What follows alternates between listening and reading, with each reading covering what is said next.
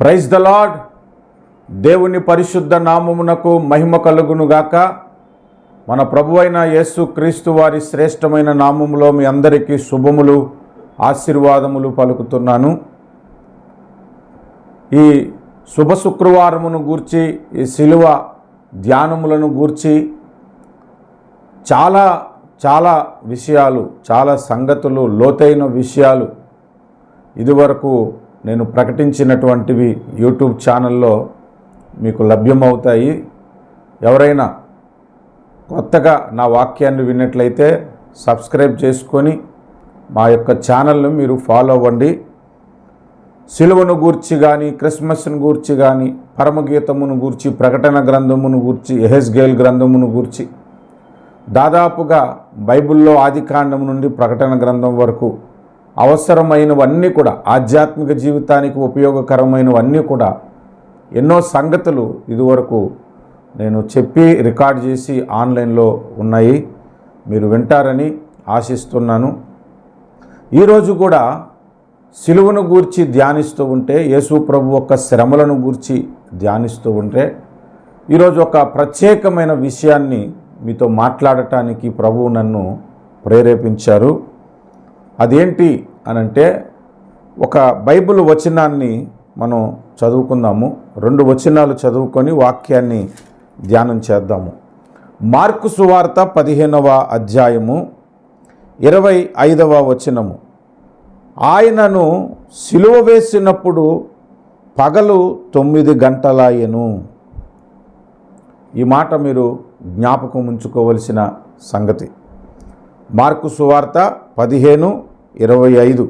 ఆయన సిలువ వేసినప్పుడు పగలు 9 గంటలాయెను. అలాగే లూకా సువార్త 23వ అధ్యాయము 44 నుండి 46 వచనాల వరకు చదివితే, అప్పుడు రమారమి మధ్యాహ్నమాయెను. అది మొదలుకొని 3 గంటల వరకు ఆ దేశమంతటి మీద చీకటి కమ్మెను. సూర్యుడు అదృశ్యుడాయెను. గర్భాలయపు తెర నడిమికి చినిగెను. అప్పుడు యేసు గొప్ప శబ్దముతో కేక వేసి, తండ్రి, నీ చేతికి నా ఆత్మను అప్పగించుకొనుచున్నానెను. ఆయన ఇలాగు చెప్పి ప్రాణము విడిచెను. అంటే 3 గంటలప్పుడు యేసు ప్రభువు ప్రాణము విడిచాడు. 9 గంటలప్పుడు యేసు ప్రభు సిలువలో వ్రేలాడింది ప్రారంభమైంది. 3 గంటలకు సిలువలో ప్రాణం విడిచాడు. 9 నుంచి 3 వరకు మనం కాల్కులేట్ చేస్తే 6 గంటలు మనకు కనబడుతున్నాయి. 6 గంటలు యేసు ప్రభు సిలువలో వ్రేలాడుతూ ఈ 6 గంటలను గురించి ఏమి సందేశాన్ని మనకి ఇస్తున్నాడు అన్నది ఈరోజు ధ్యానం చేద్దాము. ఒక చిన్న ప్రార్థనతో మనం ముందుకు వెళ్దాం. కృపగలిగిన తండ్రి, పరిశుద్ధాత్మ దైవమా, సర్వాధికారి, శక్తిమంతుడా, బలవంతుడా, నీతిమంతుడా, అద్వితీయ సత్యదేవుడా, కరుణాసాగరుడా, కృపాసాగరుడా, నీకు స్తోత్రాలు, స్తుతులు చెల్లిస్తూ ఉన్నాము. ఎంతైనా నమ్మదగిన దేవుడవు, నమ్మకమైన నా రాజువు తండ్రి, నీకు వందనాలు. ఇదిగో మీరు రాయించిన మీ పరిశుద్ధ గ్రంథములో ప్రతి మాట, ప్రతి సమయము, ప్రతి వచనము, ప్రతి పొల్లు కూడా చాలా అవసరమని, ఇంపార్టెంట్ అని మాకు తెలియజేస్తూ మాతో మాట్లాడుతున్నారు. అందును బట్టి స్తోత్రాలు. ఈ దినమందు కూడా ఒక ప్రత్యేక కోణములో మీ సిలువను గూర్చి మేము ధ్యానిస్తూ ఉండగా నీ కృపను మాకు కనపరచమని యేసుక్రీస్తు వారి శ్రేష్టమైన నామమున ప్రార్థిస్తూ ఉన్నాను పరమ తండ్రి, ఆమెన్. ప్రభునందు ప్రియులారా, మార్కు సువార్త 15:25లో ఒక వచనములో ఆయన 9 గంటలప్పుడు సిలువ వేయబడ్డాడు అని వ్రాయబడి ఉంది. ప్రత్యేకంగా ఒక వచనము ఆయన సిలువ వేయబడిన సమయాన్ని తెలియజేస్తుంది. లూకా సువార్త 23:44లో ఆయన మరణించిన సమయము కూడా దేవుడు వ్రాయించాడు. ఆయన సిలువ వేయబడిన సమయము, మరణించిన సమయము వ్రాయబడిన తర్వాత ఆ సమయము నుండి 3 గంటల వరకు, 9 నుండి 3 గంటల వరకు మనం కాల్కులేట్ చేస్తే 6 గంటల సమయము యేసు ప్రభువు సిలువలో వ్రేలాడాడు. 9 నుంచి 10 10 నుంచి 11, 11 నుంచి 12, 12 నుంచి 1, 1 నుంచి 2, 2 నుంచి 3, 6 గంటలు యేసు ప్రభువు సిలువలో వేలాడారు. బైబిల్లో మనకు చాలా అద్భుతమైన సందేశాల్లో మరొక కోణం, మరొక అద్భుతమైన సందేశం మనకి ఏం చెప్తుందంటే, న్యూమరాలజీని బట్టి కూడా కొన్ని సందేశాలను దేవుడు మనకి అనుగ్రహిస్తున్నాడు. సంఖ్యాశాస్త్రమును బట్టి దేవుడు బైబిల్లో అనేక సంగతులు మనతో మాట్లాడుతున్నాడు. ఆయన ప్రతిదానికి కొలతలు ఎందుకు ఇచ్చాడు అనేది మనం ధ్యానం చేస్తే, ప్రతి కొలతలో, ప్రతి దాంట్లో ఎన్నో అద్భుతమైన విషయాలు మనకు కనబడుతున్నాయి. ఉదాహరణకు యెహెజ్కేలు గ్రంథములో మందిరము కిందటి భాగము నుండి నీళ్లు వెళుతూ ఉంటే 1000 మూరలు కొలవమని అంటాడు. 1000 సంవత్సరాలకు హానోకు నడిచాడు. తర్వాత 1000 సంవత్సరాలకు అబ్రహాము ప్రార్థన చేశాడు. అబ్రహాము ప్రార్థనాపరుడుగా మనకి కనబడుతున్నాడని ఇదివరకు నేను నా ప్రసంగాల్లో, చాలా పాత ప్రసంగాల్లో చెప్పాను. 1000 మూరలు కొలవమన్నప్పుడు ఆదాము నుంచి 1000 సంవత్సరాలకి ఆనోకు దేవునితో నడిచాడు. అంటే పాదముల లోతు నీళ్లు కనిపించిందని. తర్వాత మోకాళ్ళ లోతు నీళ్లు కనిపించింది 1000 మూరలు కొలిచినప్పుడు. అబ్రహాము ప్రార్థనాపరుడుగా కనబడుతున్నట్లు మనకి కనబడుతుంది. అలాగున ప్రతి సంఖ్యను గూర్చి, 12 అనే సంఖ్యను గూర్చి, రక్తస్రావం రోగము కలిగిన స్త్రీ 12 సంవత్సరాలు రోగముతో ఉండటానికి గల కారణాలు ఏంటి, ఆ 12లో దేవుడు మనకి ఏమి నేర్పిస్తున్నాడు అనే దాని గురించి కూడా ఒక ప్రత్యేకమైన వాక్య సందేశాన్ని నేను తెలియజేశాను. ప్రతి నెంబర్లో కూడా, ప్రతి సంఖ్యలో కూడా దేవుడు అద్భుతమైన విషయాలు ఎన్నో మనకి నేర్పిస్తున్నాడు. ఈ 6 విషయములో కూడా ఇదివరకు నేను కొన్ని సంగతులు చెప్పాను. 6 అనే సంఖ్య మానవుని సంఖ్య. కారణము ఏమిటి అనంటే, దేవుడు మానవ జాతికి మూల పురుషుడైన ఆదామును నిర్మించినప్పుడు 6వ దినమునే దేవుడు నిర్మించాడు. అంటే ఒక కాల్కులేషన్ దేవుడికి ఉంది. ఆ కాల్కులేషన్ ప్రకారముగానే దేవుడు మానవ జాతి నిర్మాణాన్ని చేశాడు. ఆదామును చేసిన దినము 6వ దినము అని మనకు ఆదికాండం 1వ అధ్యాయము 31వ వచనంలో కనబడుతుంది. దేవుడు తాను చేసినది యావత్తును ముగించినప్పుడు అది చాలా మంచిదిగా ఉండెను. సమస్తమును అస్తమును ఉదయమును కలుగగా 6వ దినమాయెను అని మనకు కనబడుతుంది. మీరు ఆలోచించవచ్చు, ఈ 6వ దినమున పశువులను, పురుగులను కూడా సృష్టించాడు కదా, మరి వాటికి కూడా 6 అనే సంఖ్య ఎందుకు రాదు? మానవునికే 6 అనే సంఖ్య ఎందుకు వర్తిస్తుంది అని మీరు అడగొచ్చు. అలా అడగటానికి నేను ఒక కారణాన్ని చెబుతాను. మానవునికే 6 అను సంఖ్య ఎందుకు నేను ఆపోదించి చెబుతున్నాను అనంటే, ఇదే బైబిల్ గ్రంథములో మొదటి పుస్తకములో 6వ దినమున ఆదామును చేస్తే, ఆఖరి పుస్తకములో 6 అను సంఖ్యకు ఒక సంగతిని ప్రభువారు మనకి తెలియజేస్తూ ఉన్నాడు. ప్రకటన గ్రంథము 13వ అధ్యాయము చూడండి. అక్కడి మానవుని సంఖ్య 6 అనే సంగతిని దేవుడు తెలియజేస్తున్నాడు. 13వ అధ్యాయము 18వ వచనము. బుద్ధి గలవాడు మృగం యొక్క సంఖ్యను లెక్కింపనిమ్ము, అది ఒక మనుషుని సంఖ్యయే, ఆ సంఖ్య 666 అన్నాడు. ఇక్కడ చూడండి, బుద్ధి గలవాడు ఆ సంఖ్యను లెక్కనిస్తాడట. అంటే బుద్ధి కలిగిన వాడికి ఈ ప్రసంగం కూడా అర్థమవుతుంది, లేకపోతే అర్థం కాదు. మృగం యొక్క సంఖ్యను లెక్కింపనిమ్ము అన్నాడు. మృగము అంటే అంత్య అబద్ధ క్రీస్తు, యాంటీ క్రైస్ట్ను గురించి వ్రాయబడింది. వాడును మృగముతో పోల్చాడు ప్రకటన గ్రంథములో. ఆ మృగం యొక్క సంఖ్యను లెక్కింపనిమ్ము అన్నాడు, అది ఒక మనుషుని సంఖ్యయే అని అంటున్నాడు. అంటే ఆ మృగము సంఖ్య, మనుషుని సంఖ్య ఒకటే అని చెబుతున్నాడు అన్నమాట. ఆ సంఖ్య 666. ఇందులో జ్ఞానం ఉన్నది అన్నాడు. అంటే ఆ 606లో జ్ఞానం ఉన్నది అని అంటే, అక్కడ 3 6లు కనబడుతున్నాయి. ఆ 3 6లను మనం విడదీస్తే, ఒక్కొక్క 6గా చేస్తే ఒక ఆరు మానవులకు ప్రతినిధిగా, మానవులకు మూలపురుషుడిగా ఉన్నటువంటి ఆదాము ఒక ఆరు అయితే, యేసుక్రీస్తు ప్రభువు ఈ భూమి మీదకి మానవుడిగా పుట్టిన రెండవ ఆదాము అతని యొక్క ఆరు. ఈ 2 ఆరులు 66 అవుతుంది. బైబిల్లో 66 పుస్తకాల గ్రంథమే సత్యమని నేను ఇదివరకు నా పాత ప్రసంగాల్లో కూడా తెలియజేశాను. ఆ తర్వాత ఇంకొక 6 మనకి కనబడుతుంది. అతడు ఒక దేవదూత, సాతాను కుమారుడు, సాతానికి పుట్టినటువంటి వ్యక్తి. అతడు కూడా మానవ శరీరమును ధరించుకొని నేనే క్రీస్తునని ఈ లోకానికి పరిచయం కాబోతున్నాడు. కనుక వాడి సంఖ్య కూడా 6. వాడు 3వ ఆరుగా కనబడుతున్నాడు కాబట్టి 666 వాడి సంఖ్య. మొదటి 6 ఆదాము సంఖ్య, అనగా మానవ జాతి అంతటికి మూలపురుషుడైన వానికి 6 అనే సంఖ్యను తెలియజేస్తున్నాడు. ఇప్పుడు చూడండి, 6 గంటలు యేసు ప్రభు సిలువలో వ్రేలాడటంలో మానవ జాతి అంతటి కొరకు ఆయన తన రక్తమును కార్చాడు అనే ఒక న్యూమరాలజీ సందేశాన్ని, సంఖ్యాశాస్త్రపు ఆధారముగా ఒక సందేశాన్ని దేవుడు మనకు విడుదల చేస్తున్నాడు.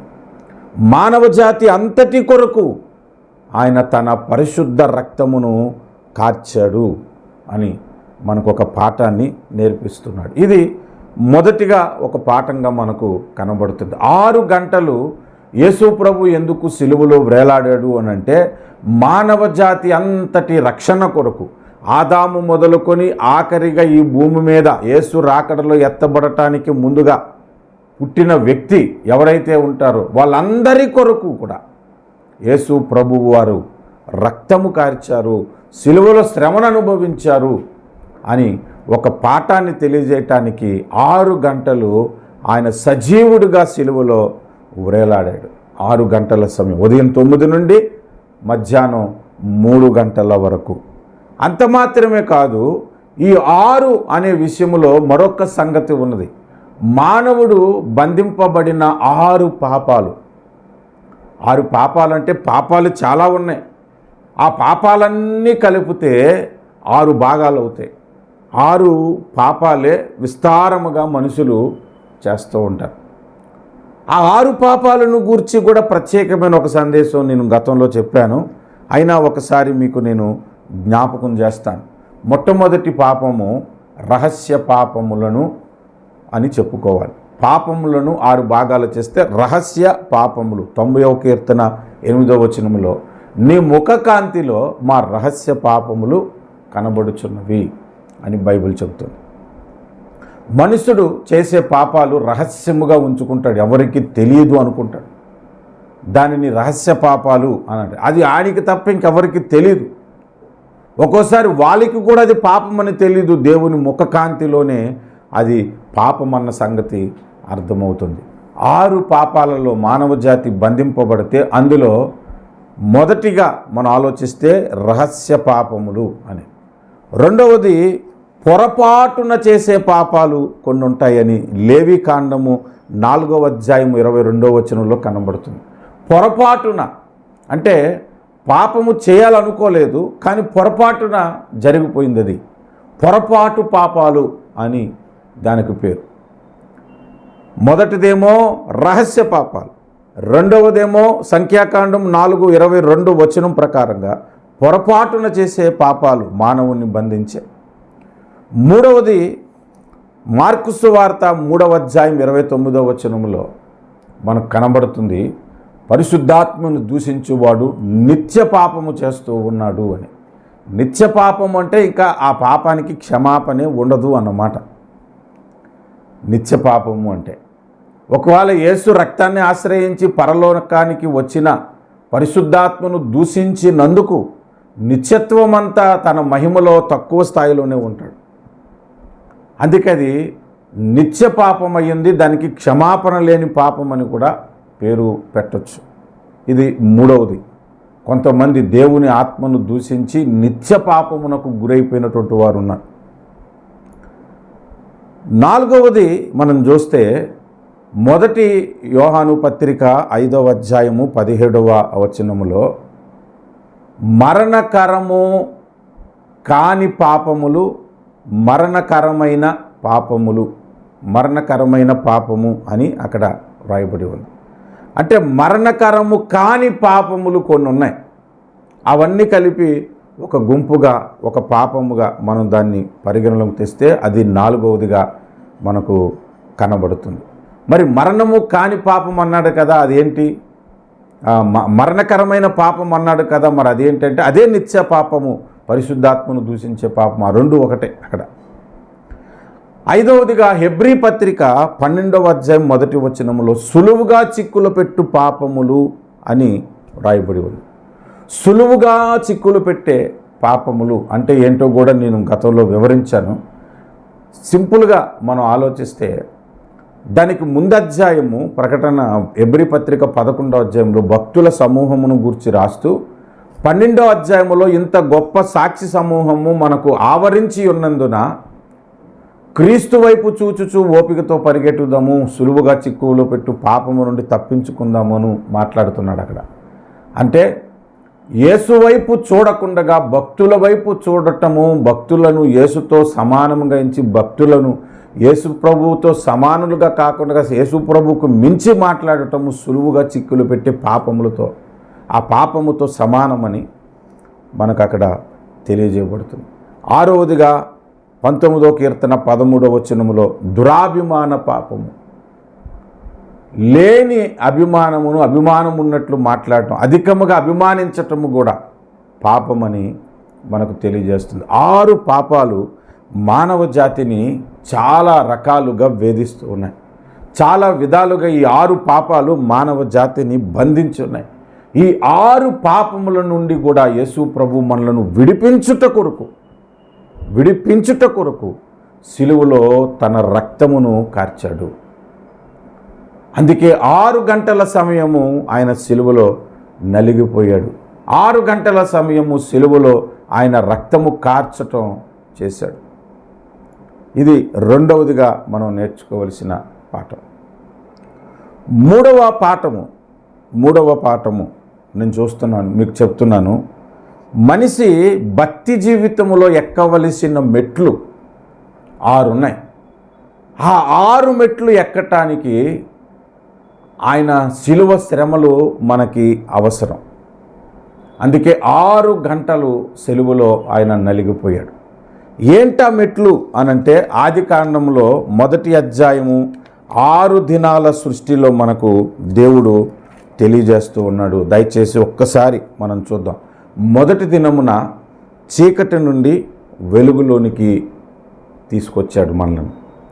చీకటిలో వెలుగు కలుగునుగా కానీ పలికిన దేవుడు 1వ దినాన్ని తీసుకుంటే మనలను చీకటిలో నుంచి వెలుగులోనికి తీసుకురావటానికి ఆయన సిలువలో నలిగిపోయాడు. అందుకే చీకటి నుండి తన ఆశ్చర్యకరమైన వెలుగులోనికి మనలను పిలిచిన దేవుడు అని బైబిల్ చెప్తుంది. 2వది వేరు చేసిన అనుభవము. కింద నీళ్లు పై నీళ్లు వేరు చేసి విశాలమునకు ఆకాశం అని పేరు పెట్టాడట. 2వ దినమాయనని కనబడుతుంది. వేరు చేసిన అనుభవం అంటే లోకము నుండి దేవుడు మనలను వేరు చేశాడు. ఇది 2వ మెట్టు. మొదట చీకటిలో నుండి వెలుగులోనికి రావటం, 2వది లోకములో నుండి మనము వేరు చేయబడటం.